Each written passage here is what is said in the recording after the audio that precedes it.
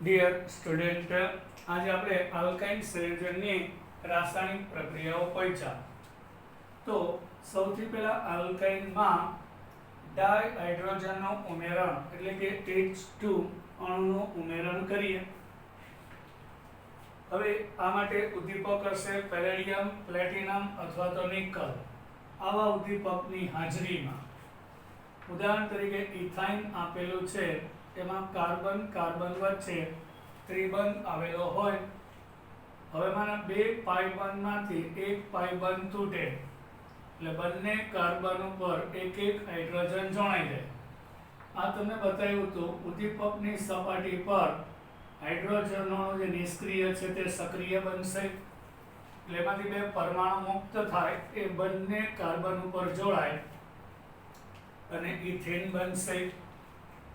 હજી જો વધારે માત્રામાં હાઇડ્રોજન હાજર હોય તો હજી ઇથેનમાંનો પાઈ બંધ તૂટે અને બંને કાર્બન સાથે એક એક હાઇડ્રોજન જોડાઈ જાય અને ઇથેન બનશે. આમાં પણ સેમ ઉદ્દીપક તરીકે નિકલ, પેલેડિયમ અથવા પ્લેટિનમ હોય છે, જેની સપાટી પર હાઇડ્રોજનનો અણુ આવી સક્રિય બને અને બંધ તૂટે છે. હવે આ જ રીતે આપણે પ્રોપાઇન લઈએ, એમાં પણ ત્રિબંધ આવેલો છે, યાની કે CH3CH. અહીંયા CH3C અને CH હોય છે. આમાં પણ બે પાઇબંધમાંથી એક પાઇબંધ તૂટે એટલે બંને કાર્બનના એક એક બંધ બાકી રહેશે. તો H2 અણુના બંને હાઇડ્રોજન એક એક કાર્બન સાથે જોડાય એટલે CH3CH double bond CH2 propane બનશે. હજી ડાયહાઇડ્રોજન સાથે પ્રક્રિયા થાય તો આનો પાઈ બંધ તૂટે એટલે ફરી પાછા બે કાર્બનના એક એક બંધ બાકી રહેશે, કારણ કાર્બનની સંયોજકતા 4 હોય. એ બંને કાર્બન ઉપર એક એક હાઇડ્રોજન જોડાય અને એમાંથી પ્રોપેન નિપજ આપે છે. હવે હેલોજનનું ઉમેરણ લઈએ. હેલોજન ઉમેરવાની ક્રિયા એને હેલોજનનું ઉમેરણ કહેવાય છે. અહીંયા હેલોજન તરીકે ક્લોરીન, બ્રોમિન અને આયોડિન લેવામાં આવે છે. તો આલ્કાઇનની આ CH3 આ પ્રોપાઇનમાં એક પાઈ બંધ તૂટે એટલે બંને કાર્બનના એક એક બંધ બાકી રહેશે. તો અહીંથી બ્રોમિનના અણુમાંથી બે પરમાણુ છૂટા પડી બંને કાર્બન સાથે એક એક બ્રોમિન જોડાય એટલે 1,2 ડાયબ્રોમો પ્રોપેન બનશે. હજી એની બ્રોમિન સાથે પ્રક્રિયા કરો તો હજી એક પાઈ બંધ તૂટે અને બંને કાર્બન સાથે બ્રોમિન જોડાય એટલે 1,1,2,2 ટેટ્રા. ટેટ્રા એટલે 4 વખત 1,1,2,2 ટેટ્રા બ્રોમો પ્રોપેન બનશે એટલે CH3CBr2. અને ઘણી વખત આમ પણ લખાય છે CH3CBr2 અને CHBr2 એટલે 1,1,2,2 ટેટ્રા બ્રોમો પ્રોપેન થશે. હવે આ પ્રક્રિયામાં બ્રોમિનને કાર્બન ટેટ્રા ક્લોરાઇડમાં ઓગાળેલું હોય છે, જેના કારણે બ્રોમિનના દ્રાવણનો લાલાશ પડતો કેસરી રંગ હોય છે એ દૂર થઈ જાય, કારણ હવે બ્રોમિન છે એ આલ્કાઇનમાં ઉમેરાઈ જશે એટલે બ્રોમિનનો CCl ફોર્મમાં બનાવેલો લાલાશ પડતો કેસરી રંગ દૂર થાય, જેના આધારે તેની અસંતૃપ્તતાની પરખ કરી શકાય, જે આપણે આલ્કીન માટે જોઈ ગયા હતા. આલ્કીનમાં બ્રોમિન ઉમેરાય CCl ફોર્મમાં ઓગાળેલું એટલે એનો બદામી રંગ દૂર થાય છે, લાલાશ પડતો કેસરી રંગ. એ રીતે આલ્કાઇનમાં પણ બ્રોમિન ઉમેરતા એનો રંગ દૂર થાય, મતલબ કે આપેલા સંયોજનમાં કે પાઈ બંધ હોવો જોઈએ. એટલે અસંતૃપ્તતાની પરખ માટે વપરાય. અસંતૃપ્તતા એટલે કે પાઈ બંધ વાળું સંયોજન પછી આલ્કીન કે આલ્કાઇન હોઈ શકે છે. હવે આલ્કાઇનમાં હાઇડ્રોજન હેલાઇડનું ઉમેરણ એટલે આલ્કાઇન સંયોજનની અંદર હાઇડ્રોજન હેલાઇડ એટલે HH એક હાઇડ્રોજન અને એક હેલોજન પરમાણુ ઉમેરાય તેને હાઇડ્રોજન હેલાઇડ કહેવાય. આલ્કાઇન સંયોજનમાં હાઇડ્રોજન હેલાઇડ પણ બધા જ નહીં, HF નહીં, કારણ H અને F વચ્ચેનો બંધ મજબૂત હોય એટલે HF સિવાયના HCl, HBr અને HI ના બે અણુ ઉમેરાય જેમ ડાયહેલાઇડ એટલે કે જેમિનલ ડાયહેલાઇડ બનશે. હવે જેમ ડાયહેલાઇડ શું છે? આપણે વિસિનલ જે રીતે જોયું હતું કે 5 પાસેના કાર્બન ઉપર 2 હેલોજન હોય તો આને જેમિનલ કહેવાય. જેમ એટલે જેમિનલ ડાયહેલાઇડ વિસિનલ કહેવાય, વિસિનલ. એ જ રીતે જો એક જ કાર્બન ઉપર બંને હેલોજન આવી જાય તો એને જેમ ડાયહેલાઇડ એટલે કે જેમિનલ કહેશું. 5 પાસેના 2 કાર્બન ઉપર પાછું એકવાર 2 હેલોજન હોય તો વિસિનલ. એક જ કાર્બન ઉપર 2 હેલોજન આવે તો જેમિનલ કહેવાય છે. જેમાં એક જ કાર્બન સાથે 2 હેલોજન જોડાયેલા હોય તો એને જેમ ડાયહેલાઇડ કહેવાય. આપણે ઉદાહરણ તરીકે ઇથાઇન લઈએ, CH ટ્રિપલ બોન્ડ CH. આ જે ઇથાઇન છે એક તો સંમિત અણુ છે, હા, CH ટ્રિપલ બોન્ડની બે બાજુ સરખા ઘટક લઈ સંમિત આલ્કાઇન છે તો HBr માંથી H+ અને Br આવશે. આનો પાઈ બંધ તૂટે એટલે એક કાર્બન ઉપર H અને એક ઉપર Br આવશે એટલે CH2 double bond CHBr bromo ethane બનશે.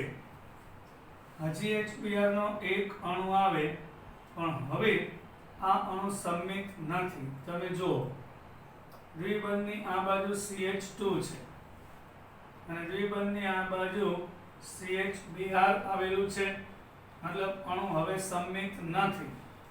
તો આપણા માર્કોવની નિયમ મુજબ વધુ ઋણ ઘટક ઓછા હાઇડ્રોજન વાળા, અહીંયા 2 હાઇડ્રોજન છે, અહીંયા 1 છે, તો માર્કોવની નિયમનું પાલન થાય અને વધુ ઋણ ઘટક ઓછા હાઇડ્રોજન વાળા કાર્બન ઉપર જોડાશે એટલે આ પાઈ બંધ તૂટે એટલે અહીંયા બ્રોમિન અને અહીંયા H આવશે.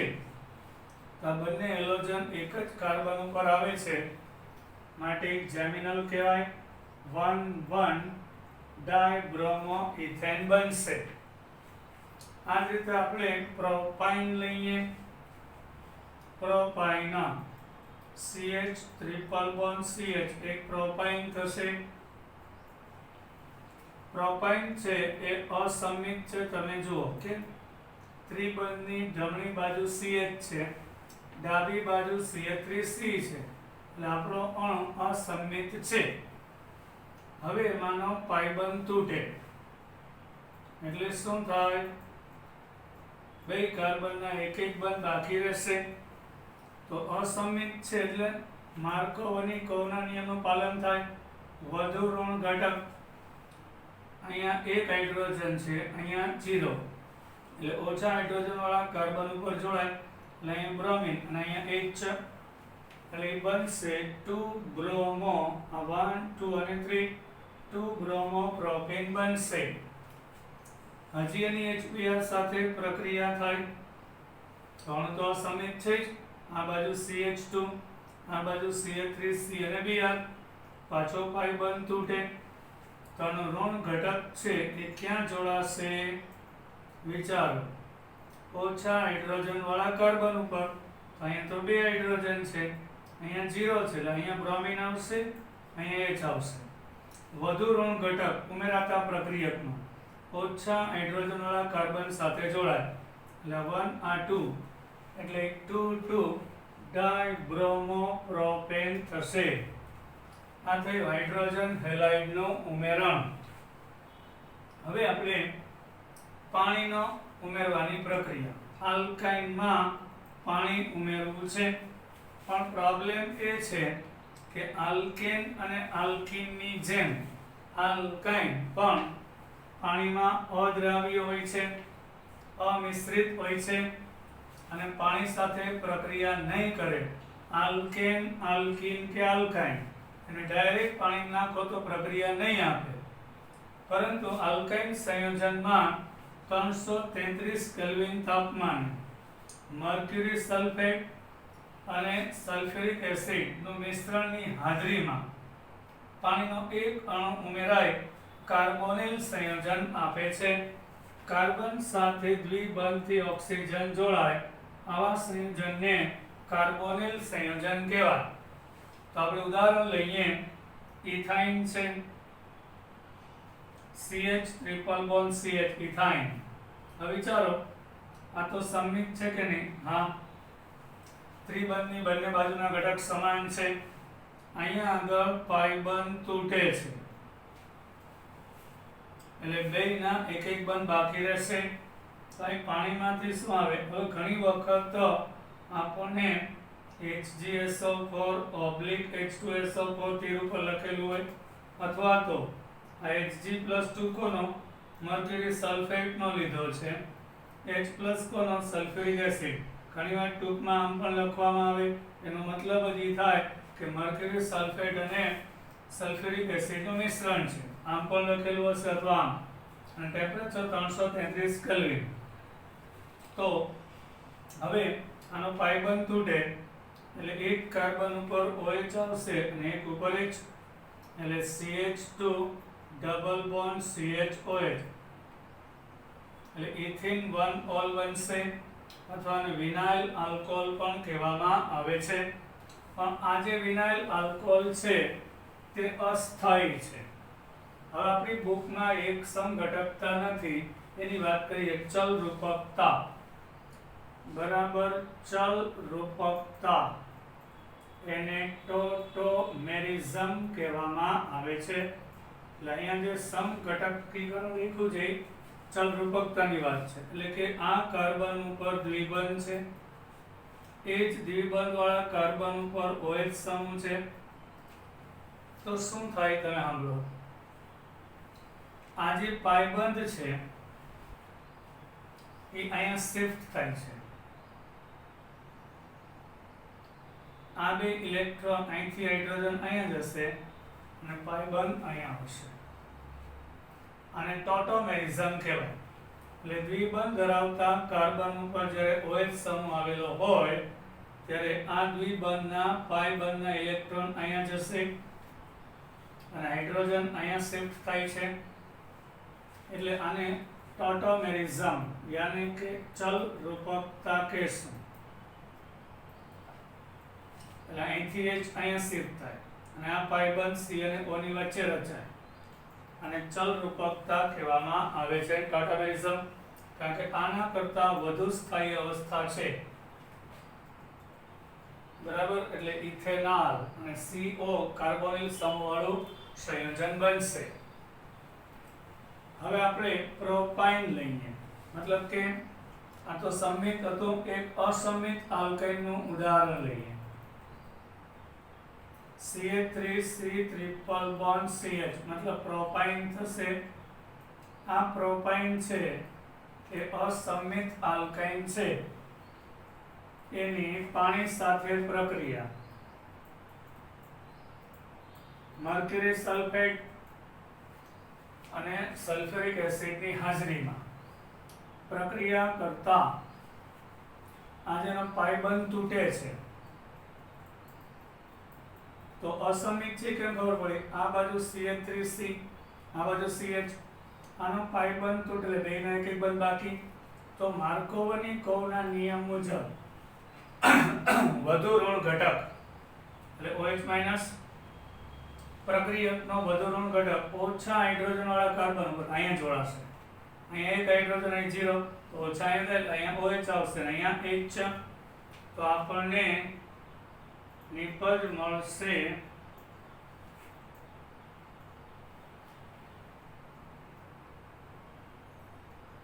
prop 1 in 2 all. આ પદાર્થનું નામ પ્રોપ 3 કાર્બન પ્રોપ દ્વિબંધ એટલે પ્રોપેન આખુંની પ્રોપ 1 in 2 all બનશે. હવે આમાં સમઘટકીકરણ મતલબ કે ટોટોમેરિઝમ થાય એટલે આ કાર્બન ઉપર દ્વિબંધ છે એની ઉપર OH સમૂહ છે એટલે આ પાઈ બંધ અહીંયા આવે એટલે H અહીંયા ચાલ્યો જાય એટલે CH3COO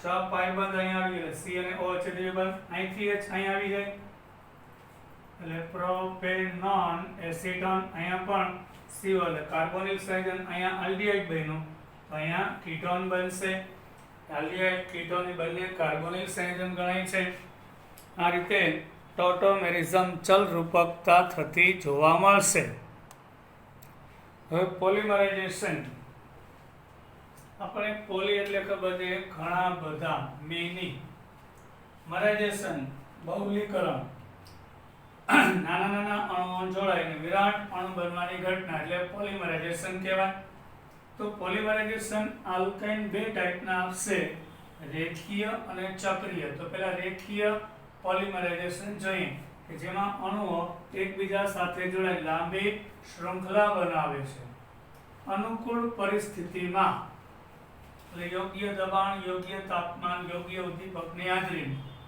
ઇથાઇનનું એટલે આવા ઇથાઇનના છૂટા છૂટા n મોલ ઇથાઇન લઈએ હવે યોગ્ય પ્રક્રિયા પરિસ્થિતિ દબાણ તાપમાન ઉદ્દીપક જાળવવાનું ઈ પ્રક્રિયાને પોલિમરાઇઝેશન કહેવાય એટલે ઇથાઇન છે ને એસિટિલિન પણ કહેવાય હવે એસિટિલિનના ઘણા બધા અણુ જોડાય એટલે પોલીએસિટિલિન પોલી એટલે ઘણા બધા એસિટિલિન જોડાય એટલે પોલીએસિટિલિન ઘણા બધા ઇથાઇન જોડાય તો પોલીઇથાઇન બને જે ઊંચા અણુભાર ધરાવતો પોલીઈન છે હવે આ ત્રિબંધમાંથી એક પાઈ બંધ તૂટે તો બાકીના બે બંધ તો રહેશે જ એટલે આવા દ્વિબંધ અસંખ્ય જગ્યાએ હોય એટલે પોલીઈન ઈન એટલે દ્વિબંધ તો પોલીઈન બને છે એ પુનરાવર્તિત એકમ ધરાવે છે એટલે આ ટાઈપનું પુનરાવર્તન થશે આપણે જોઈએ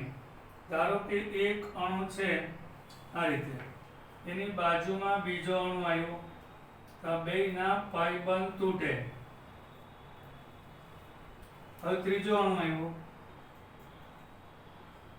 એનો પણ પાઈ બંધ તૂટે એટલે આ બે જોડાઈ જાય એટલે તમે જોઈ શકો છો CH double bond CH single bond CH double bond CH આ ભાગનું વારંવાર રિપીટેશન થશે વારંવાર પુનરાવર્તિત થશે હવે અહીંયા આગળ n લખ્યું એટલે છૂટા છૂટા ઇથાઇનના અણુઓ હતા હવે જોડાઈ ગયા અને લાંબી વિરાટ શૃંખલા બનેલી તો આમ વારંવાર કેમ લખવું એટલે અહીંયા પાછળ n કરીને બાંધી દેવા કારણ કે આ ભાગનું વારંવાર રિપીટેશન થશે એટલે એને CH ડબલ બોન્ડ CH આ ડેશ અહીંયા પણ લાંબી શૃંખલા આ બાજુ બે સાઈડ લાંબી શૃંખલા અને આ ભાગ n વખત પુનરાવર્તિત છે એને વિરાટ અણુ બનશે અણુભાર ખૂબ જ ઊંચો હોય છે અને પોલીઈન કહેવાય ઇથાઇનમાંથી બન્યો એટલે પોલીઇથાઇન પોલિમર કહેવાય આમાં ક્યાંય વલય બનતું નથી અથવા એને પોલી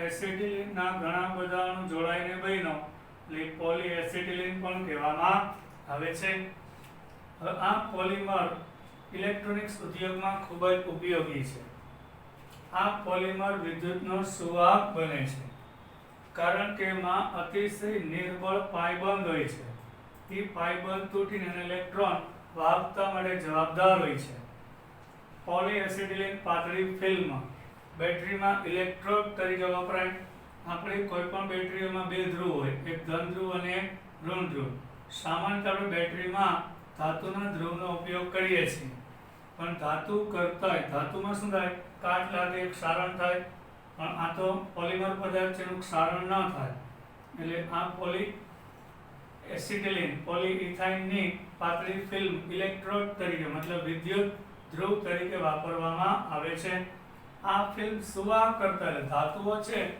જનરલી વિદ્યુતના સુવાહક હોય એના કરતાં વધારે વાહક હોય છે એટલે કે સહેલાઈથી અવરોધ ઓછો હોય વિદ્યુતનું વહન સહેલાઈથી કરે છે પાછું ધાતુ કરતાં હલકું અને કિંમતમાં સસ્તું હોય છે એટલે બેટરીની અંદર વિદ્યુત ધ્રુવ તરીકે અથવા પોલીઇથાઇન પોલીએસિટિલિનનો બહોળા પ્રમાણમાં ઉપયોગ થાય છે આપણે ચક્રીય પોલરાઇઝેશન પૈસા પોલિમરાઇઝેશન ઇથાઇનનું ઓલું રેખીય હતું, લાંબી વિશાળ શૃંખલા બનાવે છે. હવે ઇથાઇનને લાલચોળ રક્તતપ એટલે કે કોઈ પણ પદાર્થને ગરમ કરો, જેમ કે લોખંડ અતિશય ગરમ કરી એટલે લાલચોળ થઈ જશે. રક્તતપ એટલે લાલચોળ. લોખંડની નળીમાંથી લોખંડની કોઈ એક અતિશય ગરમ લાલચોળ ટ્યુબમાંથી 873 કેલ્વિન એટલે 600 ડિગ્રી સેલ્સિયસ તાપમાન ઉપર એસિટિલિન વાયુને પસાર કરતા એનું ચક્રીય પોલિમરાઇઝેશન થાય છે. અને અહીંયા ઇથાઇનના 3 અણુ જોડાય અને બેન્ઝીન બનાવે છે. એસિટિલિન ઇથાઇનના 3 અણુ દેખાય છે.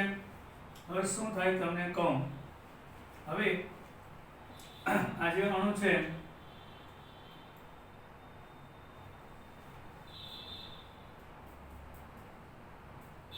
આ 3 અણુ આવેલા છે ઇથાઇનના. હવે આનો પાઇબંધ તૂટે એટલે બેયના એક એક બંધ બાકી રહેશે. આનો પાઇબંધ તૂટે બેયના એક એક બાકી. આનો પાઇબંધ તૂટે બેયના એક એક બાકી. હવે આ બે જોડાઈ જાય, આ બે જોડાઈ જાય અને પછી ત્રીજો બંધ પણ જોડાશે. હવે તમે જો કે 3 દ્વિબંધ એકાંતરે આવી ગયા અને 3 એકલ બંધ પણ એકાંતરે આવી જાય એટલે C6H6 બેન્ઝીન બનશે. આ થયું ચક્રીય પોલિમરાઇઝેશન. હવે બેન્ઝીન છે જે બેન્ઝીન વ્યુત્પન્નો બેન્ઝીન બનશે. તો આ બેન્ઝીન છે એ પ્રારંભિક પદાર્થ છે. બેન્ઝીનમાં 6 કાર્બન અને 6 હાઇડ્રોજન આવેલા હોય. હવે આમાંથી કોઈ પણ એક હાઇડ્રોજન દૂર થાય ને ક્લોરીન આવે તો એ ક્લોરોબેન્ઝીન કહેવાય. તો એ બેન્ઝીનનું વ્યુત્પન્ન કહેવાય. એટલે બેન્ઝીનમાંથી બનતા સંયોજન બેન્ઝીનના વ્યુત્પન્ન કહેવાય. તો એ પ્રારંભિક પદાર્થ થયો કે નહીં. એટલે ઘણા બધા એરોમેટિક સંયોજન, જો નાઇટ્રો સમ હોય તો નાઇટ્રોબેન્ઝીન બનશે, બ્રોમિન આવે તો બ્રોમોબેન્ઝીન, આયોડિન આવે તો આયોડોબેન. આ બધા બેન્ઝીનના વ્યુત્પન્ન કહેવાય. જે બેન્ઝીનના વ્યુત્પન્નો બનાવવા માટે, પછી આમાંથી ઘણા બધા રંગકો બનાવવા માટે, ઔષધો બનાવવા માટે અને કાર્બનિક સંયોજનની બનાવટ માટે પ્રારંભિક અણુ છે, પ્રારંભિક પાયાનો અણુ છે, એમાંથી ઘણા બધા એરોમેટિક સંયોજન બને. તો આ એલિફેટિક છે અને આ એરોમેટિક છે. તો એલિફેટિક સંયોજનને એરોમેટિક સંયોજનમાં રૂપાંતરિત કરવાનો સૌથી સર્વોત્તમ રસ્તો છે આલ્કેન, આલ્કીન અને આલ્કાઇન. એ બધા એલિફેટિક કહેવાય. જ્યારે બેન્ઝીન છે એરોમેટિક છે, તો આલ્કાઇન છે ઇથાઇન એ એલિફેટિક. તો એલિફેટિક સંયોજનને એરોમેટિકમાં રૂપાંતર કરવાનો આ સૌથી સર્વોત્તમ રસ્તા તરીકે ગણવામાં આવે છે.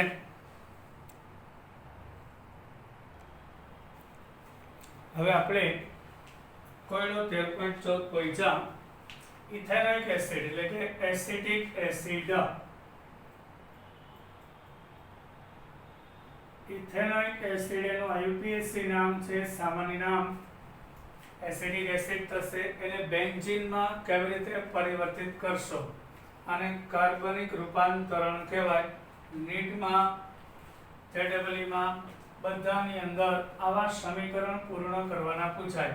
અહીં ક્યાંક ક્યાંક ખાલી જગ્યા આપેલી હોય એટલે બધી જ ઓર્ગેનિકની પ્રક્રિયા આવડે તો જ આવડે. જનરલી આવા પ્રશ્નમાં ઊંધેથી શરૂઆત કરવાની હોય. બેન્ઝીન બનાવવું છે તો હમણાં આપણે જોયું કે બેન્ઝીન છે ઇથાઇનમાંથી બને. એટલે એટલું તો ફાઇનલ થઈ ગયું કે આપણે એસિડિક એસિડમાંથી ઇથાઇન બનાવવાનું છે. તો ઇથાઇન કેમાંથી બને એ આપણે વિગતવાર જોઈએ. સૌપ્રથમ ઇથેનોઇક એસિડ છે એની સોડિયમ હાઇડ્રોક્સાઇડ આ એસિડ છે એટલે બેઝ સાથે પ્રક્રિયા કરે. એસિડમાંથી H+ બેઝમાંથી હોય પાણી છૂટું પડે અને સોડિયમ જોડાઈ જાય એટલે સોડિયમ એસિટેટ, સોડિયમ ઇથેનોઇડ બનશે.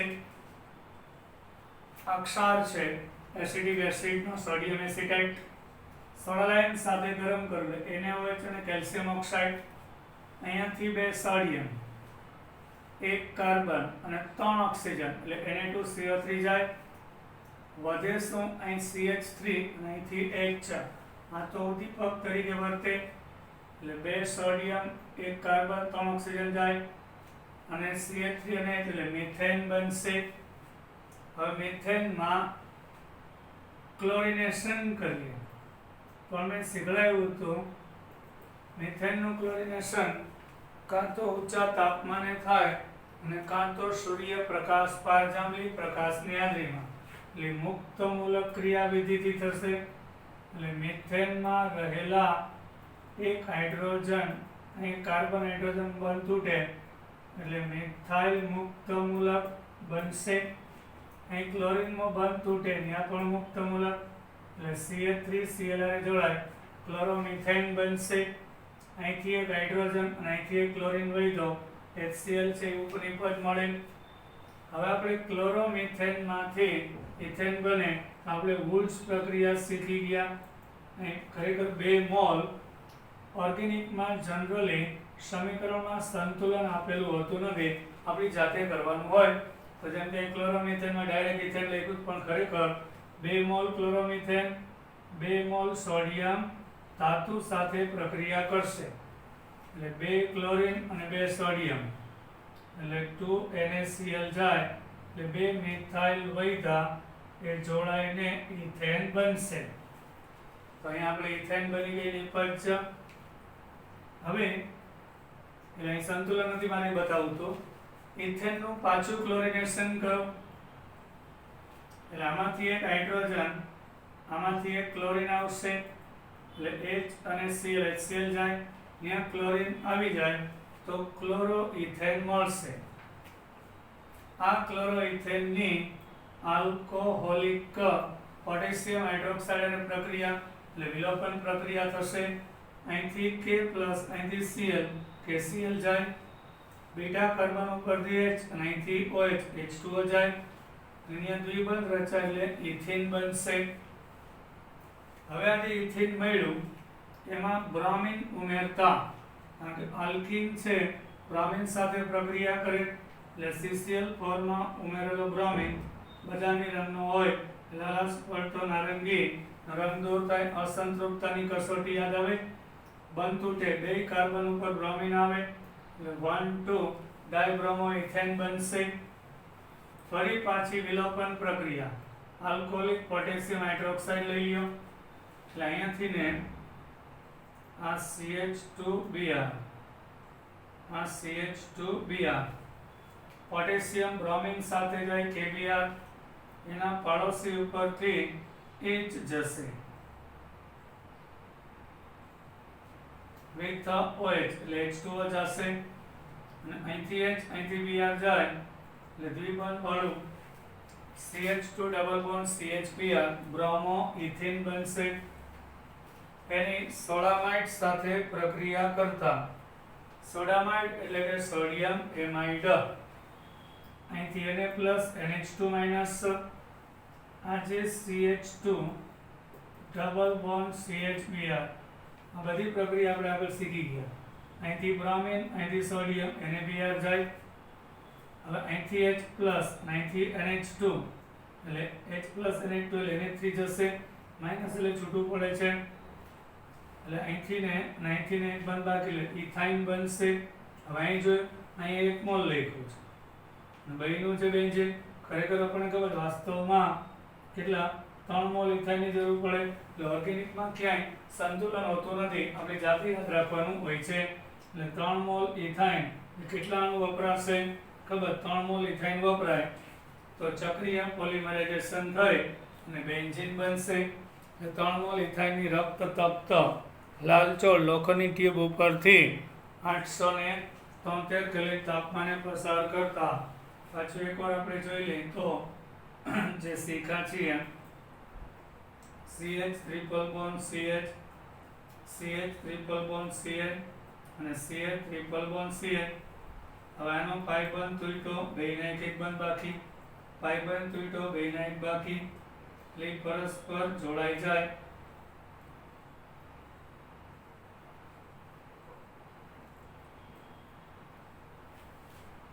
એટલે બેન્ઝીન બનશે. આ થયું આપણું સમીકરણ. આજે અહીં સુધી રાખીએ. આ ચેપ્ટરનો ચોથો ભાગ એરોમેટિક સંયોજન એ કાલે કરીશું. જય હિન્દ.